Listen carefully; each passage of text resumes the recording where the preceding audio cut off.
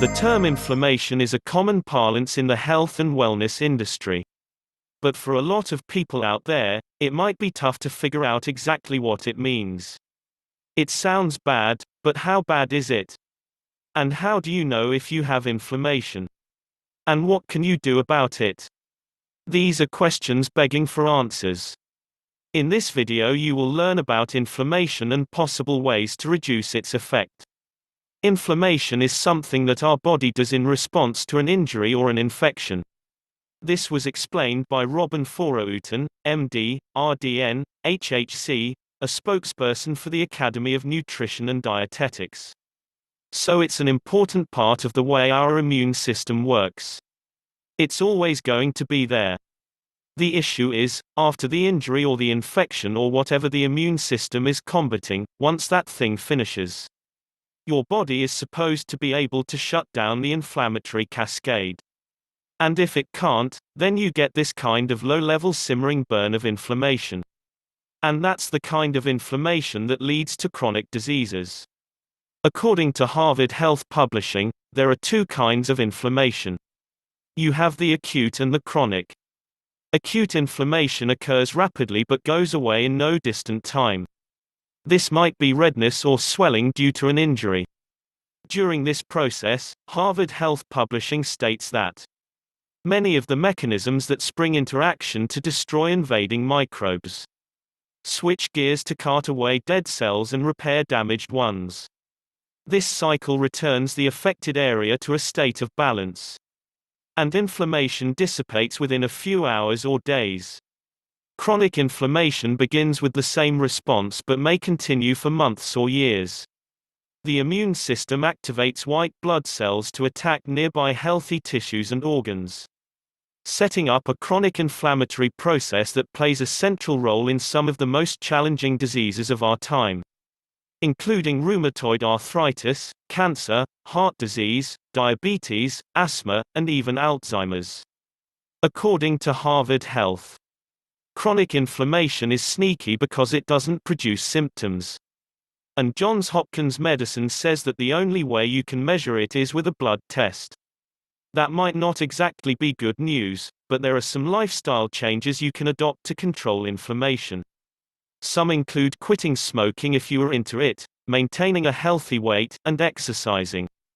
All of which we know can help your health in a variety of other ways, too. Another way you can keep inflammation in check is by eating the right foods and staying away from ones that might trigger it. Also stay away from sugars, trans fats, alcohol, and processed foods as they can cause inflammation. Foroutan, a nutritionist, said that anything you're allergic to or foods that have been grilled or heated at very high heat can also contribute. As for the foods you should be incorporating into your diet, Foroutan outlines some below. 1. Fatty fish. Foroutan says omega-3 fatty acids play a big role in stopping inflammation once a problem or threat is healed or eliminated. It's important for inflammatory balance. One important source of omega-3s. Fatty fish like salmon, mackerel, sardines, and albacore tuna. 2. Flax seeds. Another source of omega-3s are flax seeds. You can incorporate flax seeds into bread, cake, and cookies. Mix it into smoothies, yogurt, or cereal, and even drizzle flaxseed oil over dishes or salads. 3. Berries. The antioxidants that are present in food are a major way that our bodies balance inflammation. Foroutan adds. She says that there's an ORAC value, oxygen radical absorbance capacity, that is assigned to foods as it reflects how strong of an antioxidant effect that particular food has. At the top of that list are dark and colored berries. Think blueberries, blackberries, cherries, and ackee berries. 4. Colorful fruits and vegetables. When we hear people recommend that we should eat a wide variety of colors of different plant foods, it's because each color correlates with a different kind of antioxidant. And it's important that we get all of them into the diet so that we can be well-rounded. Foroutan explains further, for instance, orange fruits and veggies Like sweet potatoes and carrots contain carotenoids and beta-carotene. Dark, leafy vegetables have chlorophyll, beta-carotene, and carotenoids. They each have slightly different activity. But as a whole, they help our bodies balance inflammation. 5. Herbs. Don't forget about herbs and spices. They're little antioxidant dynamos, and they're really flavorful. Foroutan says. You don't have to use a lot to get the benefit. And what's better, both dried and fresh herbs have an effect. Parsley, basil, cilantro, watercress. Go crazy with herbs.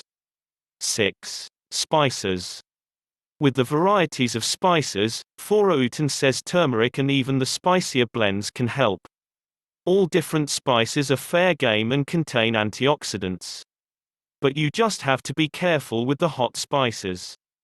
As for some people, spicy foods can trigger inflammation. So avoid them if you have reflux or heartburn. 7. Lentils. Lentils contain high levels of polyphenols, which, according to a 2017 study, have antioxidant potential and can protect against conditions like cancer, obesity, cardiovascular disease, and diabetes. 8. Tomatoes.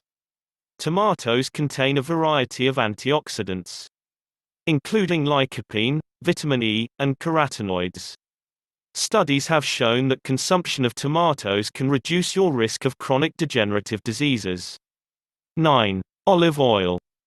A 2005 study has shown that a naturally occurring chemical found in extra virgin olive oil, oleocanthal, is a non-steroidal anti-inflammatory agent. Researchers found out that the chemical had some of the same effects as ibuprofen. 10. Nuts. Note that regular consumption of nuts was associated with reduced levels of inflammation.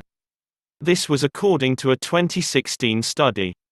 So, you should, as a matter of fact, incorporate some almonds, walnuts, peanuts, cashews into your diet for an added benefit. Importantly, if you're worried or you want to know more about your own levels of inflammation, it's best to talk to your doctor or healthcare professional. There is no doubt that you have learned a lot from this video. Your questions and comments will be appreciated. If you enjoy this video, please like and share with your friends and family. And don't forget to comment that you have subscribed. Thanks for watching.